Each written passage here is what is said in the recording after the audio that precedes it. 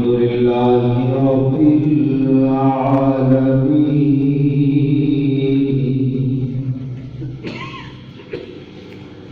والعاقبة للمتقين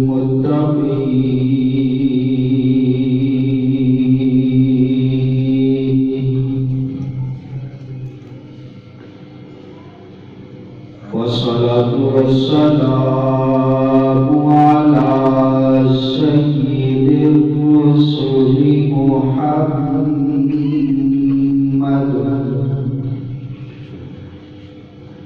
وعلى آله وأصحابه أجمعين.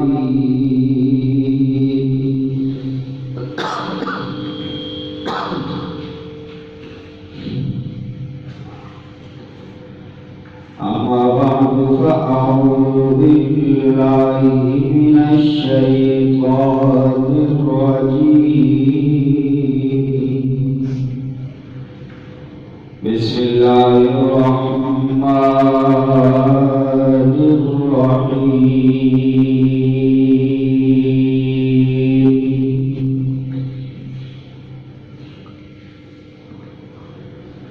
هن لباس لكم وأنتم لباس لهم.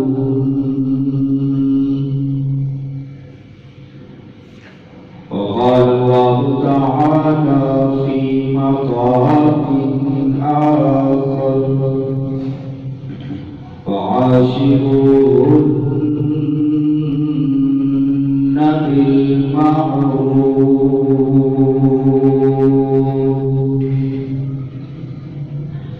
صدق الله العظيم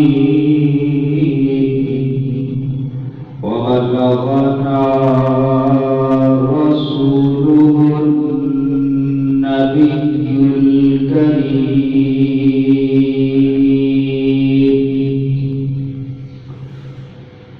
ونحن على ذلك لمن الشاهدين والشاكرين والحمد لله رب العالمين.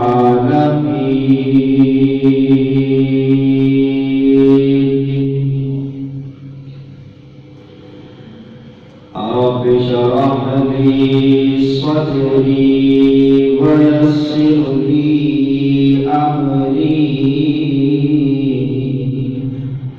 واحلل عقدة من لساني يفقهوا قولي.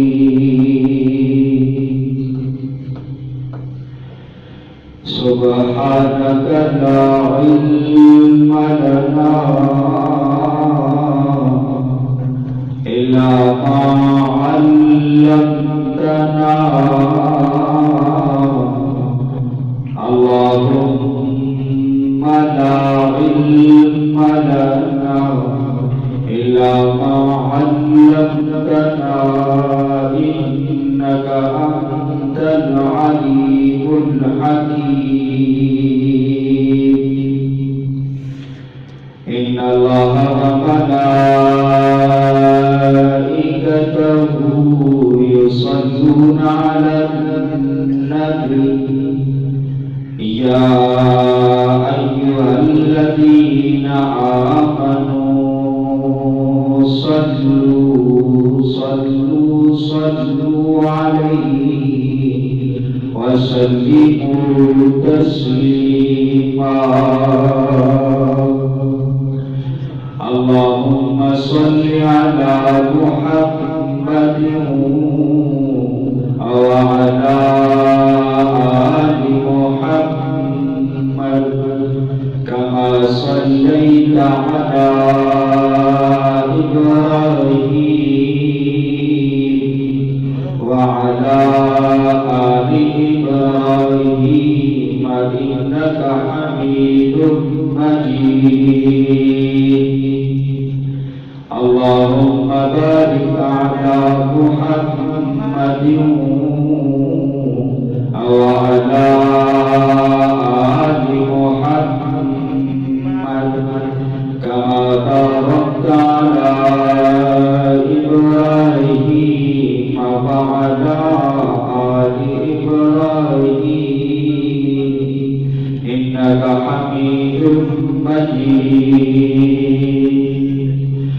یا رب صل وسلم دائما ابدا وصل على حبيبك خير الخلق كلهم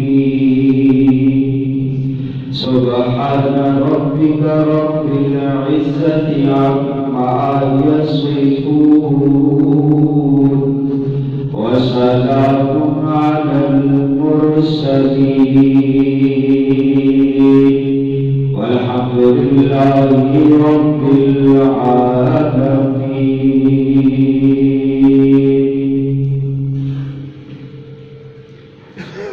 معزز سامعین اور بزرگان محترم، آج کی جمعہ کی حاضری میں میں قرآن و حدیث کی روشنی میں رشتہ ازدواج کے متعلق چند ایک باتیں آپ کے سامنے پیش کروں. اس سے پہلے تمہیدی طور پر یہ بات سمجھ لیں کہ اسلام نے عورت کو جو مقام و مرتبہ عطا کیا ہے، دنیا کی کوئی تہذیب، کوئی مذہب عورت کو یہ مقام و مرتبہ نہیں دے سکتا. کسی نے عورت کو کال کوٹری میں بند کر کے جانور بنا دیا تو کسی نے اس کو بے لباس کر کے بالکل جانوروں سے بدترین کر دیا. چینی، فرانسی اور ہندوانہ تہذیبوں کے اندر عورت کو آدھا انسان مانا جاتا ہے کہ یہ آدھا انسان ہے، پورا انسان. کوئی تہذیب کہتی ہے کہ اس کے اندر شیطانی روح صلاحیت کر گئی. کوئی کہتا ہے کہ عورت تمام گناہوں اور برائیوں کی جڑ ہے.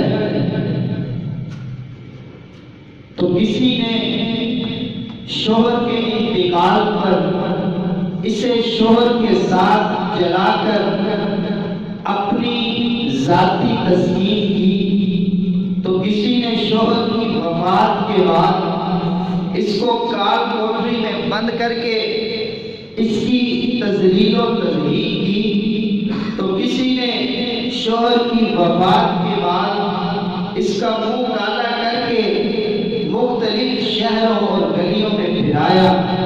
غرض دنیا کی ہر تہذیب اور ہر مذہب نے عورت کی تذلیل کی ہے. جس مرتبے اور مقام کی عورت حقدار تھی، اگر وہ مرتبہ اور مقام کسی مذہب نے دیا ہے تو وہ مذہب اسلام. یہودیوں اور عیسائیوں نے یہ کہا کہ عورت برائیوں کی جڑ ہے اور ان کے مرد وہ گرجا گھروں کے، کلیساؤں کے راہب بننے لگے، عورتوں کو راہبہ بنایا جانے لگا. پہاڑوں اور میدانی علاقوں کا رخ کر کے عورت سے دور بھاگنے کی کوشش کی گئی. لیکن فطرت کو جو بھی تبدیل کرتا ہے اثرات برے ظاہر ہوتے ہیں. تاریخ اٹھا کے دیکھ لیں، جتنا زنا گرجا گھروں اور کلیساؤں میں ہوا ہے، اتنا زنا کوٹ ہوتے کی تاریخ میں آتا ہے کہ نہیں. یہ عیسائی جو راہب بننے کا ڈرامہ کرتے، یہ راہبہ کنواری بچیوں کے ساتھ زنا کرتے اور ایک دو کے ساتھ نہیں، سینکڑوں. تاریخ اٹھا کے دیکھ لیں، تاریخ ایسی باتوں سے بھری پڑتی. اس لیے اللہ فرماتے ہیں کہ وَرَهْبَانِيَّةً ابْتَدَعُوهَا مَا كَتَبْنَاهَا عَلَيْهِمْ إِلَّا ابْتِغَاءَ رِضْوَانِ اللَّهِ فَمَا رَعَوْهَا حَقَّ رِعَایَتِهَا. کہ رہبانیت جس کو عیسائیوں اور یہودیوں نے اپنے مذہب میں داخل کر دیا، اس کو اللہ نے ان کے اوپر نافذ نہیں فرمایا، بلکہ وہ اللہ کی رضا کے حصول کے لیے یہ کام کرنا انہوں نے شروع کیا. لیکن جیسے اس کی رعایت کرنے کا حق تھا وہ اس طرح سے اس کا حق ادا نہ کر سکے۔ نتیجہ یہ نکلا کہ وہ لوگ اللہ کی ناراضگی اور اللہ کے عذاب کو دعوت دے رہے ہیں۔ پیغمبر علیہ السلام مبعوث ہوئے، پیغمبر علیہ السلام نے یہ بات ارشاد فرما دی کہ لا رہبانیت فی الاسلام، اسلام میں رہبانیت نہیں ہے کہ کوئی بندہ یہ سوچے میں شادی نہ کروں، میں گھر نہ بناؤں، میں بال بچوں کے ساتھ نہ رہوں، جنگل کروں کر کے وہاں پہ جا کے اللہ کی عبادت و ریاضت کروں۔ تو حضور نے فرمایا اللہ کو تمہاری ایسی عبادت و ریاضت کی ضرورت نہیں ہے، اللہ یہ چاہتا ہے کہ تیرا گھر بھی ہو، تیری بیوی بھی ہو، تیرا خاندان بھی ہو، تو ان کے بھی حقوق ادا کرے گا تو اللہ اس کو بھی عبادت بنا دے گا۔ یہ کوئی تھوڑی سی بات ہے۔ یہ رہبانیت اختیار کرنا یہ انسان کی تعلیم، انسان کی فطرت کے خلاف، اسلام میں بھی رہبانیت نہیں، اور انسانی فطرت کا بھی تقاضا ہے کہ انسانی فطرت میں بھی رہبانیت نہیں ہے، بلکہ وہ جنسی تصدیق کے لیے اپنے لیے کچھ نہ کچھ ذرائع اختیار کرتا ہے۔ تو شریعت اسلامیہ نے ایک بڑا خوبصورت ذریعہ پیش فرما دیا جسے ہمارے یہاں نکاح کہا جاتا ہے۔ پیغمبر علیہ السلام نے نکاح کو پروموٹ کیا ہے، اور زنا کو پیغمبر علیہ السلام نے اس کی تذہیب کی ہے، تشریح کی ہے، اور آپ نے اس کو پروموٹ نہیں کیا۔ تو یہ بات ذہن میں رکھ لیں کہ نکاح یہ فحاشی اور برائی کے انورسلی پروپورشنل ہے۔ مطلب کیا کہ جیسے جیسے نکاح ہوگا فحاشی کم ہوگی، اور جیسے جیسے نکاح کم ہوگا فحاشی زیادہ ہوگی۔ تو یہ جو نکاح ہے جس کے ذریعے سے اسلام لانے والا ایک لڑکا اور ایک لڑکی آپس میں ایک رشتے اور بندھن میں بندھتے ہیں، پیغمبر علیہ السلام نے نہ صرف اسے ایک رشتہ قرار دیا، پیغمبر علیہ السلام نے اسے عبادت قرار دیا کہ یہ عبادت ہے۔ پیغمبر علیہ السلام ارشاد فرماتے ہیں، خطبہ کے اندر آپ آیت سنتے ہیں کہ النکاح من سنت، نکاح میری سنت ہے۔ کون سی سنت ہے؟ جس پہ عمل کرنا ضروری ہے۔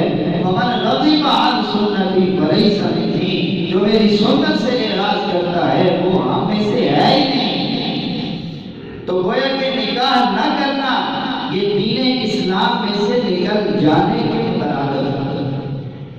پیغمبر علیہ السلام ایسے شخص کو پسند نہیں فرماتے۔ صحابہ نے پوچھا یا رسول اللہ صلی اللہ علیہ وسلم الا نختصی، کیا ہم کسی ہو جائیں، نکاح شادیاں نہ کریں؟ حضور نے فرمایا مجھے نہیں دیکھتے، میں نے نکاح شادیاں نہیں کی، میرے بچے نہیں ہوئے، تو تم کس قاعدے اور قانون سے کہتے ہو کہ تم یہ کرو گے؟ خبردار، ایسا ہرگز کرنے کا تمہیں اختیار نہیں۔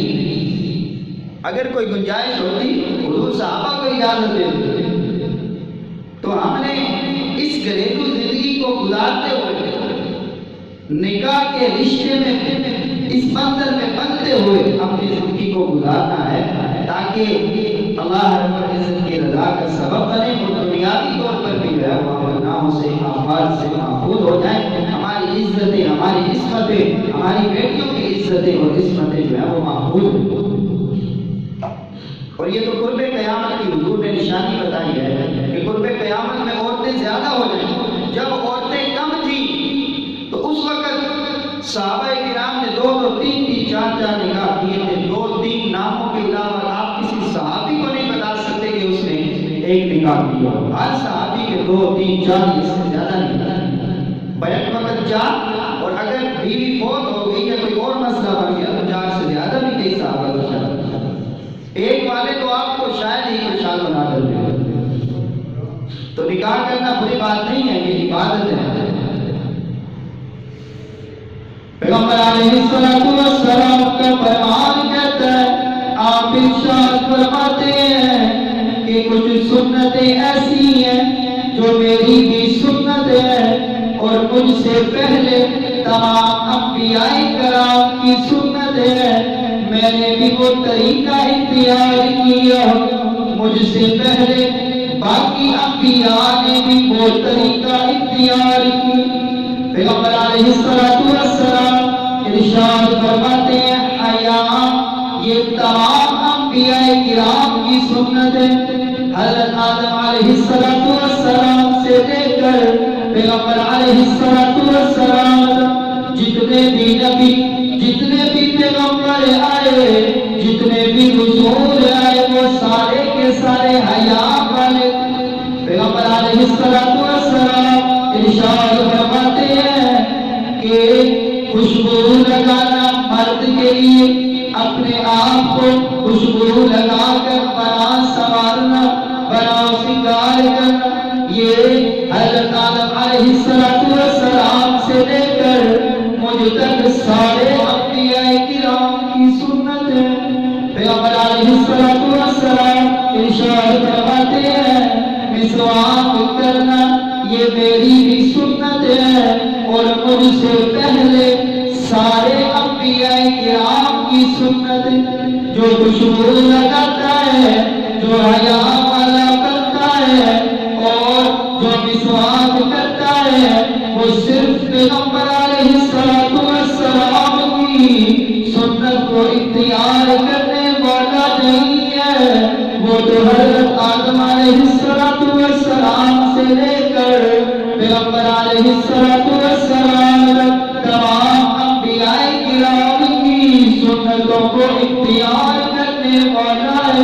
پیغمبر علیہ السلام نے جیسے ارشاد فرمایا النکاح من سنتی نکاح میری سنت ہے، ایسے ہی حضور ارشاد فرماتے ہیں کہ حضرت آدم علیہ السلام سے لے کر مجھ تک جتنے بھی انبیاء آئے جتنے بھی پیغمبر اور رسول آئے سارے انبیاء نے نکاح کیے ہیں، سارے انبیاء نے شادیاں کی۔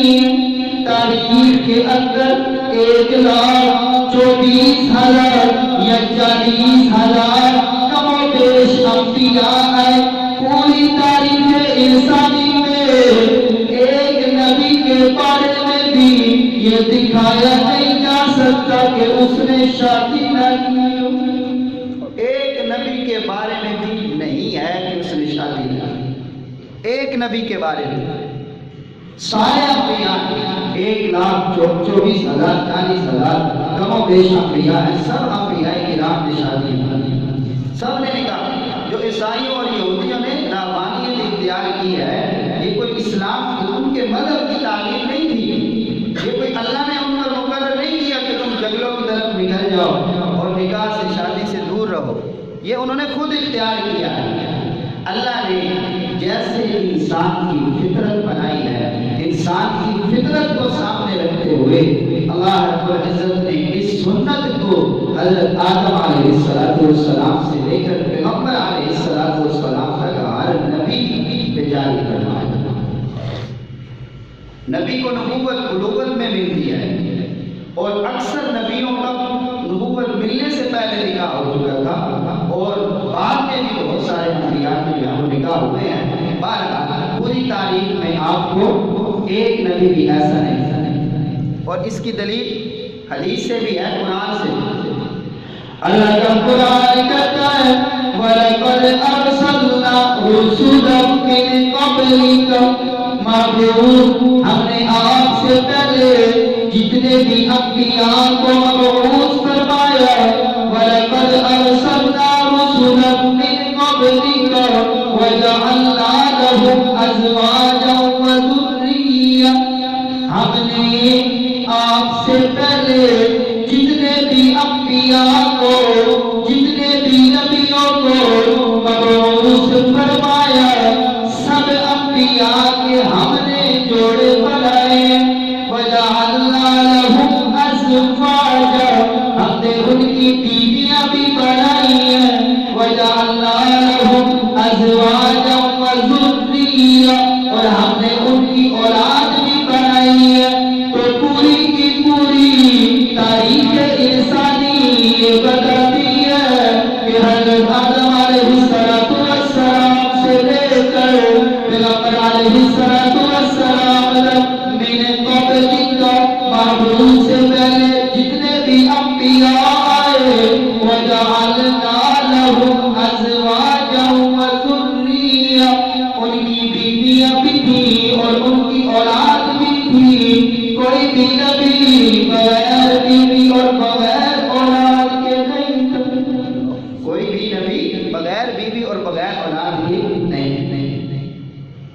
پیغمبر علیہ السلام کا ارشاد گرامی ہے النکاح نصف الایمان، نکاح آدھا ایمان ہے۔ کوئی بندہ کتنا ہی نیک کیوں نہ بن جائے، کتنا ہی بڑا تہجد گزار عبادت گزار کیوں نہ بن جائے، جب تک وہ نکاح نہیں کرے گا وہ کامل ایمان والا نہیں ہو سکتا۔ بلوغت کے بعد اگر اس نے سارے نیک کام کیے نکاح نہیں کیا تو اللہ کے ہاں اس کی پوچھ اس سے ضرور کی جائے گی کہ تو نے نکاح کیوں نہیں کیا، تیرے پاس موقع بھی تھا، اسباب بھی تھا۔ اور آج ہم اپنے بچوں کو بٹھا کے 30-40 سال کا پورا کر دیتے ہیں، پھر جا کے ان کی شادیاں کر دیتے ہیں۔ تو بھائیوں آپ ان کے جتنے مرضی چیلے لگوا لیں، 4 مہینے لگوا لیں، میں پہلے بھی کئی مرتبہ بات کر چکا ہوں، آپ رسوں سے باندھ کر ان کو گھر کی کوٹریوں میں بند کر دیں، وہ پھر بھی اپنے لیے گناہ کا راستہ ضرور بنائیں گے۔ یہ انسان کی فطرت ہے، انسان کبھی بھی نہیں رہ سکتا۔ وہ اگر نماز بھی پڑھنے آئے گا، اگر نماز پڑھنے کے بعد بھی اس کو کوئی مقامی گناہ ملے گا تو وہ وہاں پر جا کر بھی اپنی جنسی تسکین پوری کرنے کی کوشش کرے گا۔ تو بچہ بالغ ہو، آگے اس پہ چل کے بھی بات کرتے ہیں، بچی بالغ ہو تو جتنی جلدی ہو سکے، جیسے ہی ان کا آپس میں جوڑ ملے، کچھ نہ کچھ یہ گنجائش ہمارے ماحول کے مطابق نکل آئے کہ ان کا رہن سہن ہو سکتا ہے، تو جتنی جلدی ہو سکے ان کی شادی، جتنی جلدی ہو سکے ان کا نکاح کریے۔ علماء نے لکھا ہے کہ عام کمارہ آدمی نماز پڑھتا ہے اور ایک شادی شدہ آدمی نماز پڑھتا ہے، تو شادی شدہ آدمی کو نماز پڑھنے پر کنوارے آدمی سے 21 گنا زیادہ ثواب ملتا ہے۔ کیوں؟ کہ وہ حقوق العباد بھی ادا کر رہا ہے اور ساتھ میں حقوق اللہ بھی ادا کر رہا ہے۔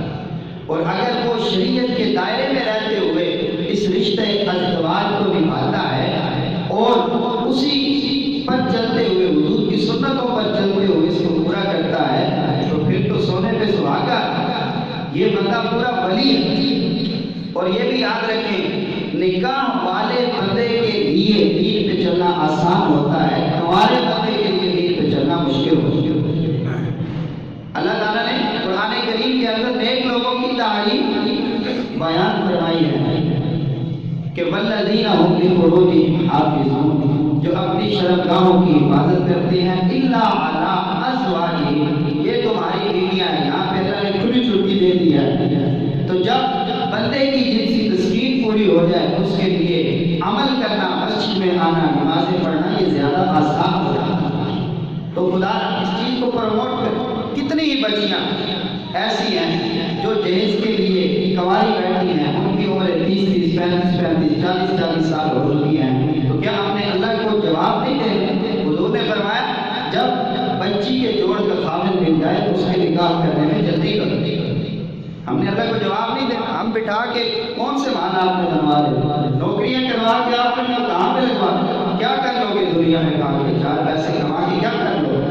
میں نے درس کے اندر بھی یہ بات کی تھی کہ حضور نے فرمایا اللہ کے ہاں پوری دنیا کی ویلیو مچھر کے پر کے برابر بھی نہیں ہے۔ اگر ساری دنیا مچھر کے پر کے برابر نہیں ہے تو ہماری میری اور آپ کی دولت جو اربوں میں بھی ہو، وہ بتائیں پھر کہاں پہ نظر آتی ہے؟ مچھر کے پر میں کہاں نظر آتی ہے؟ کہیں بھی نظر نہیں آتی۔ مچھر کے پر جتنی بھی حضور نے فرمایا ویلیو ہوتی تو اللہ کافر کو ایک گھونٹ بھی پانی کے لیے، پینے کے لیے پانی نہ دیتے، تو پتہ چل اتنی بھی ویلیو نہیں ہے، تو پھر کیوں اس دنیا کے پیچھے بھاگ کر اپنے دین کو برباد کرنا؟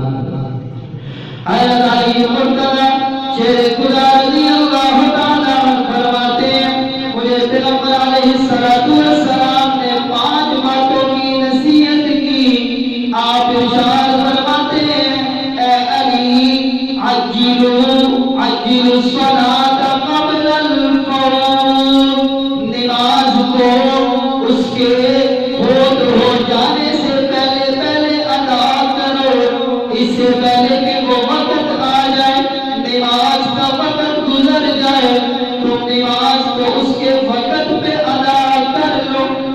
اور پیغمبر علیہ السلام نے مجھے نصیحت فرمائی کہ اے علی عجلوا بالتوبۃ قبل الموت، اس سے پہلے کہ موت تیرے دربار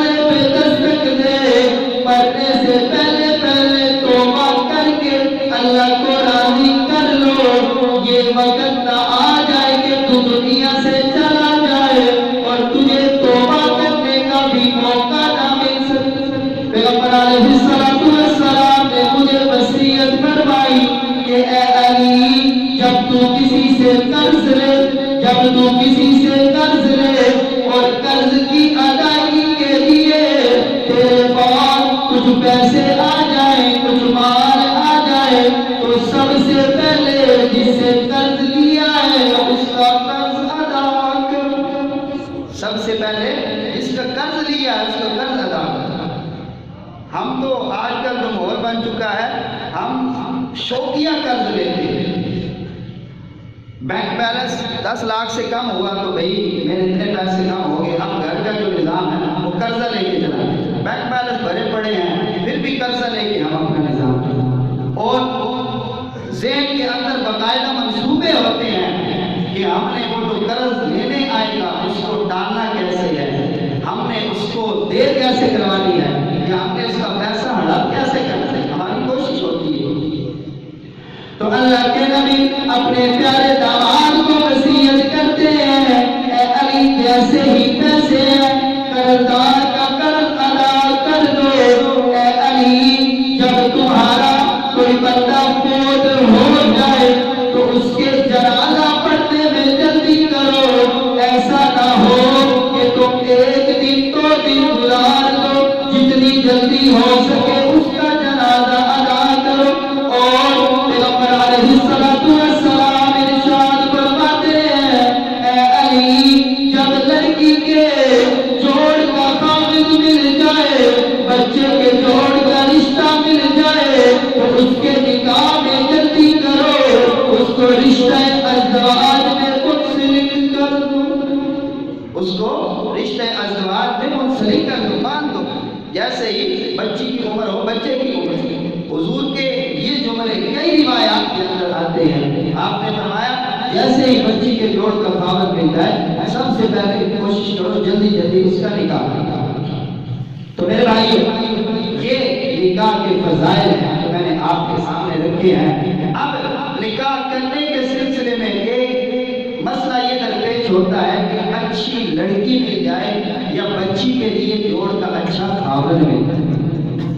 حضرت علی مرتضی شریف رضی اللہ تعالیٰ ارشاد فرماتے ہیں دنیا کا خوش قسمت ترین انسان ہے وہ بندہ جس کو یہ 5 چیزیں عطا ہوں. دنیا کا خوش قسمت ترین انسان ہے وہ بندہ جس کو یہ 5 چیزیں مل جائیں. پہلی آپ فرماتے ہیں شکر کرنے والی زبان. بندہ ہر حال میں اللہ کا شکر کرے, اللہ کا کرم ہے, اللہ کا شکر ہے, رونا نہ روئے, یار گزارا ہی نہیں ہوتا, یار کچھ بھی نہیں بنتا, تنخواہ بھی 1-1 لاکھ 2-2 لاکھ روپے, یار بس کیا کریں, ادھر سے آتے ہیں ادھر چلے جاتے ہیں, ادھر سے آتے ہیں ادھر چلے جاتے ہیں. یہ رونا نہیں ہونا چاہیے. انما اشکو بثی وحزنی الی اللہ. حضرت یعقوب علیہ السلام کی دعا, آپ کی کوئی پریشانی ہے یقین کریں 80% لوگ آپ کی پریشانی سے خوش ہوتے ہیں اور 20% لوگوں کو آپ کی پریشانی سے کوئی واسطہ نہیں ہوتا. تو انما اشکو بثی وحزنی الی اللہ, اپنے غم اپنے دکھ درد صرف اللہ کے سامنے بیان کیا کرو, لوگوں کو دکھا دیا کرو ہم خوش ہیں, اللہ کا بڑا کرم ہے. شکر کرنے والی زبان. آپ فرماتے ہیں ذکر کرنے والا دل, جس بندے کو ذکر کرنے والا دل مل گیا وہ دنیا کا سب سے خوش قسمت ترین انسان, دنیا کا سب سے خوش قسمت ترین انسان. تیسرے نمبر پہ آپ فرماتے ہیں جس بندے کو مشقت کرنے والا بدن عطا ہو گیا وہ بھی دنیا کا خوش قسمت ترین انسان. بندے کو عادت ہو سخت کام کرنے کی, مشقت والے کام کے کرنے کی, تو یہ حضرت علی رضی اللہ تعالیٰ عنہ فرماتے ہیں کہ وہ بندہ دنیا کا خوش قسمت ترین انسان. چوتھے نمبر پہ آپ فرماتے ہیں جس کو وطن کی روزی نصیب ہو جائے وہ دنیا کا سب سے خوش قسمت ترین انسان. اور آپ فرماتے ہیں جس بندے کو نیک اچھی صالح بیوی مل جائے وہ بھی دنیا کا سب سے اچھا ترین. تو آپ فرماتے ہیں 5 باتیں جس بندے کو حاصل ہو جائیں وہ دنیا کا سب سے خوش نصیب انسان. شکر کرنے والی زبان مل گئی, ذکر کرنے والا دل مل گیا, مشقت کرنے والا بدن مل گیا, وطن کی روزی مل گئی, اچھی بیوی مل گئی. جس کو یہ 5 چیزیں مل گئی اس کو پھر دنیا میں کچھ نہیں چاہیے. اس کو چاہیے کہ ہم اپنی آخرت کی تیاری کریں اور یہ چیزیں آخرت کی تیاری میں معاون و مددگار ہوگا. تو نیک بیوی مل جانا، اچھی بیوی مل جانا، اچھا خاوند مل جانا، یہ اللہ رب العزت کی بہت بڑی عنایت ہے بچیوں اور بچوں پر. انسان کی 80% زندگی کا دار و مدار اس کے گھر پہ ہوتا ہے. اگر گھر کے اندر امن ہے، چین ہے، سکھ ہے، شوہر تھکا آرا گھر سے کام کاج سے واپس آتا ہے، بیوی خوش ہو کے خوشی کے ساتھ مسکراتے چہرے سے اس کا استقبال کرتی ہے، تو اس آدمی کی ساری تھکن اتر جاتی ہے. عائشہ فرماتی ہیں جب حضور گھر میں آیا کرتے تھے تو حضور کا بھی طریقہ کار یہ نہیں تھا کہ حضور بھی منہ بنا کے یا کسی اور طریقے کے ساتھ گھر میں داخل ہوں. جب بھی آپ گھر میں داخل ہوتے، باہر کے اتنے کام تھے، پھر بھی قربان جاؤں اپنے نبی پر کہ میرے نبی جب بھی گھر کے اندر داخل ہوتے تو مسکراتے ہوئے داخل ہوتے. مسکراتے ہوئے بندہ داخل ہو تو اپنی تھکن بھی اتر جاتی ہے، بیوی کی تھکن بھی اتر. سارے کام بیوی نے تو نہیں کرنے، بندے نے خود بھی تو اچھا بن کے دکھانا.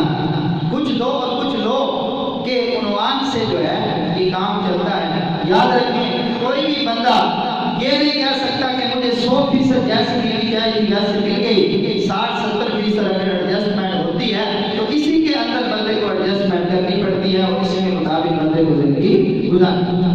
نبی کریم صلی اللہ علیہ وسلم کے ارشاد گرامی کہ جس دنیا کا سارا سامان آپ فرماتے ہیں یہ متاع ہے. متاع کا مطلب ہوتا ہے وہ سامان جو ختم ہونے والا ہے، جو باقی رہنے والا نہیں. آپ فرماتے ہیں خیر الدنیا متاع الزوجۃ الصالحہ. دنیا کی سب سے بہترین جو متاع ہے وہ انسان کی نیک بیوی. اب پیغمبر علیہ السلام کا یہ فرمان مبارک بھی سنیں. آج کل تو یہ ٹرینڈ بن گیا ہے، لوگ کہتے ہیں بندہ امیر ہوئے تو عورت سونی ہوئے تو بڑا اچھا نباہ ہوگا. یعنی عورت سے اس کے حسن کی وجہ سے شادی کی جاتی ہے اور مرد سے اس کے پیسے کی وجہ سے شادی کی جاتی ہے. خاوند اگر بدصورت بھی ہو تو بیوی گزارا کر لیتی ہے، اور عورت خوبصورت ہو تو بیوی غریب بھی ہو تو بندہ گزارا کر لیتا ہے. پیغمبر علیہ السلام ارشاد فرماتے ہیں عورت سے نکاح اس کی 4 خوبیوں کی بنا پہ کیا جاتا ہے. کوئی ایسی عورت سے نکاح کرتا ہے جو مالدار ہوتی ہے، بندے کو یہ امید ہوتی ہے کہ میں اس سے نکاح کروں گا تو مجھے جہیز کے سامان میں ایک گاڑی مل جائے گی، ایک بائک مل جائے گی، مجھے اتنی جگہ مل جائے گی، مجھے اتنی دکانیں مل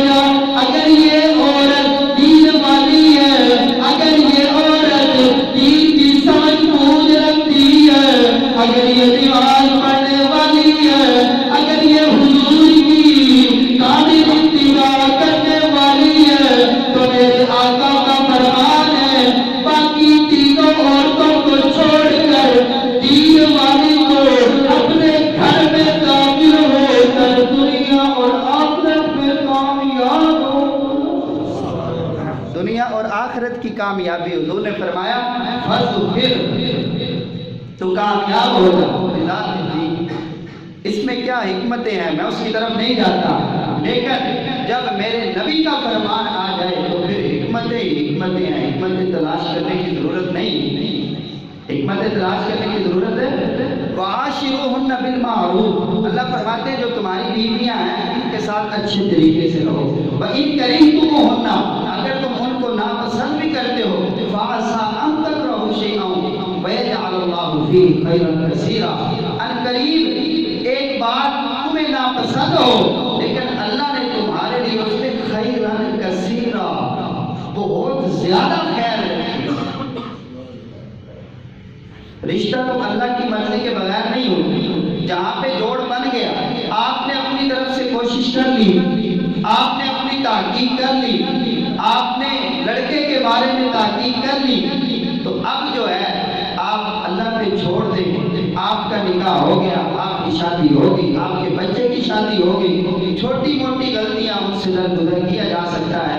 کھانے میں آگے پیچھے ہونا، کپڑوں میں آگے پیچھے ہونا، گھر کے کام کاج میں کوئی مسئلہ بن جانا، یہ کوئی اتنی بڑی پریشانیاں نہیں ہیں کہ جن کی بنا پر عورت کو گالیاں نکالی جائیں، اس کو زود و کوب کیا جائے۔ پیغمبر علیہ السلام کے پاس ایک عورت آئی، آ کے کہنے لگی یا رسول اللہ صلی اللہ علیہ وسلم، میرا خاوند مجھے مارتا ہے، میرا خاوند مجھے مارتا ہے۔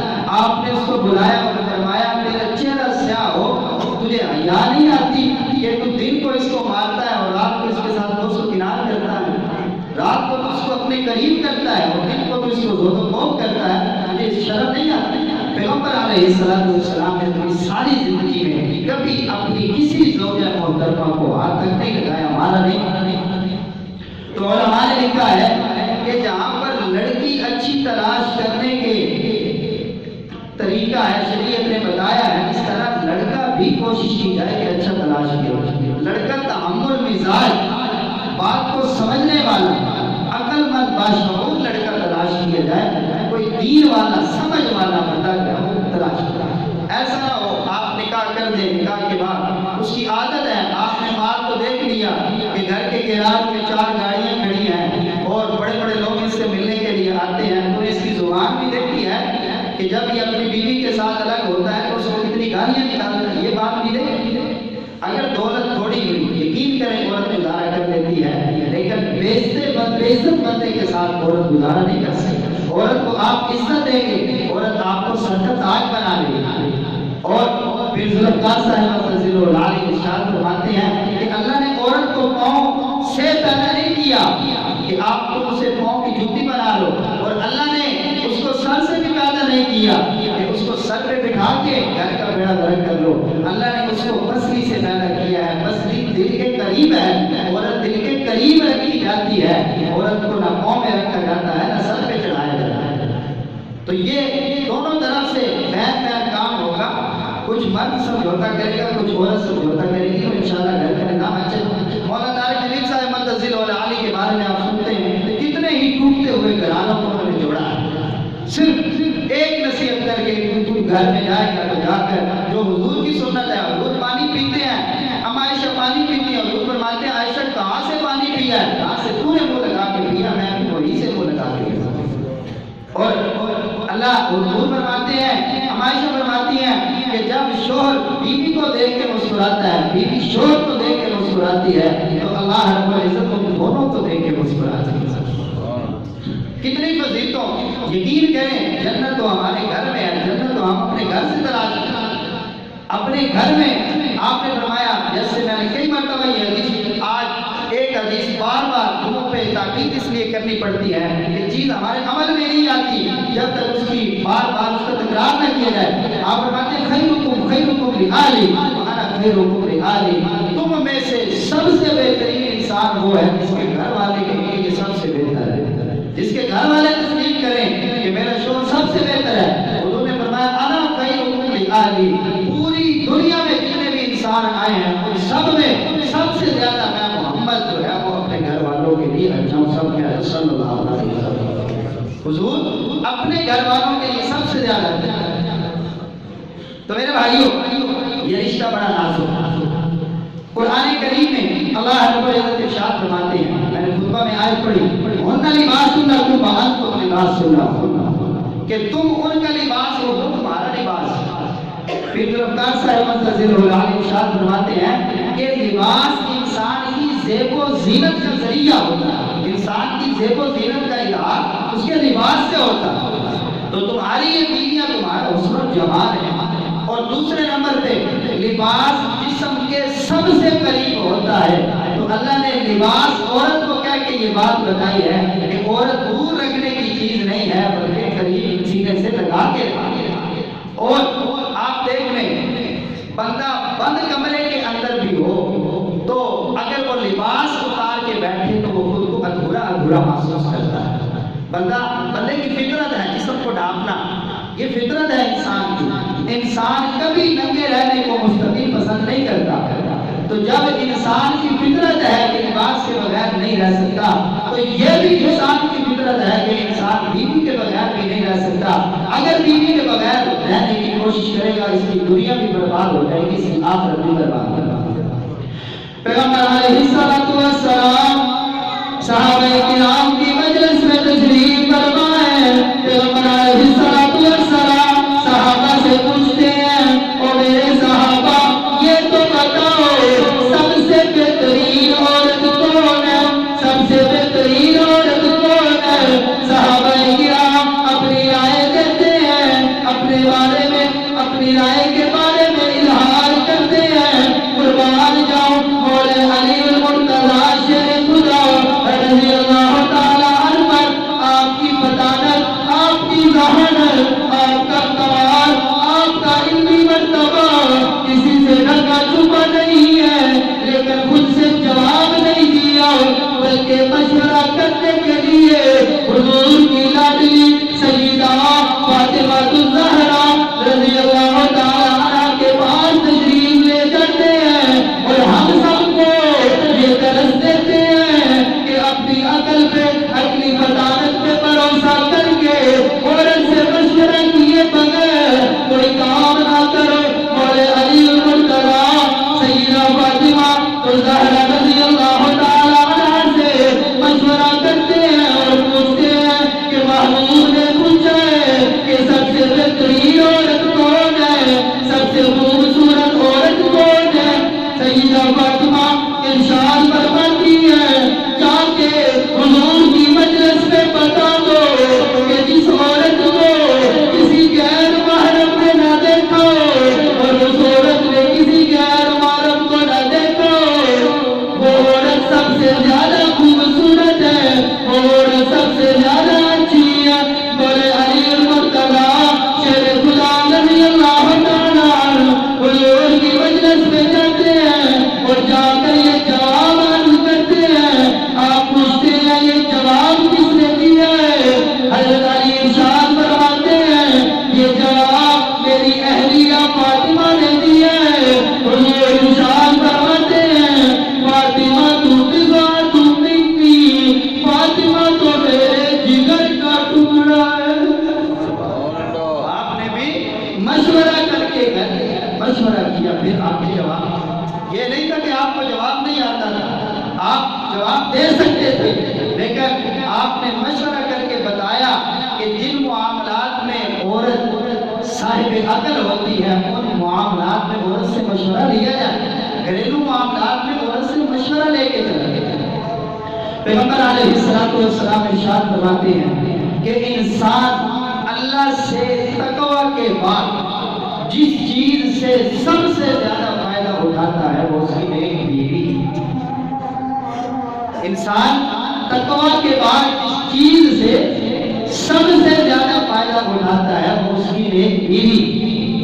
آپ فرماتے ہیں ایسی بیوی جس کو وہ کوئی حکم دیتا ہے تو اس حکم کو پورا کرتی ہے، اور ایسی بیوی جب وہ اس کی طرف نگاہ اٹھا کے دیکھتا ہے تو وہ اس کو خوش کر دیتی ہے، ایسی بیوی جب وہ اس کے حوالے سے کوئی قسم اٹھاتا ہے تو وہ اس قسم کو پورا کرتی ہے، ایسی بیوی جب شوہر گھر سے نکلتا ہے تو اس کے گھر سے نکلنے کے بعد اس کے مال کی بھی حفاظت کرتی ہے اور اپنی عزت کی بھی حفاظت کرتی ہے کہ یہ میرے شوہر کی امانت ہے۔ تو معزز سامعین، آپ نے رشتہ ازدواج کے بارے میں پیغمبر علیہ السلام کی بہت ساری آیات، قرآن کریم کی بہت ساری آیات اور حضور کی بہت ساری احادیث سنی ہیں، تو ان احادیث اور ان آیات کی روشنی میں نتیجہ یہی نکلتا ہے کہ جب ہم رشتہ ازدواج کو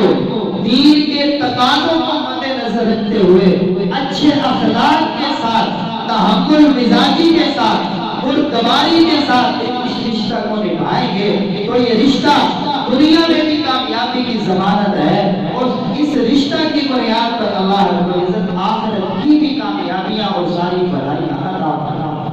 اللہ رب العزت ہمیں دین حق کی صحیح سمجھ عطا فرمائے اور قرآن کے فرامین اور حضور کی احادیث مبارکہ پر عمل کرنے کی توفیق عطا فرمائے۔ وآخر دعوانا الحمدللہ۔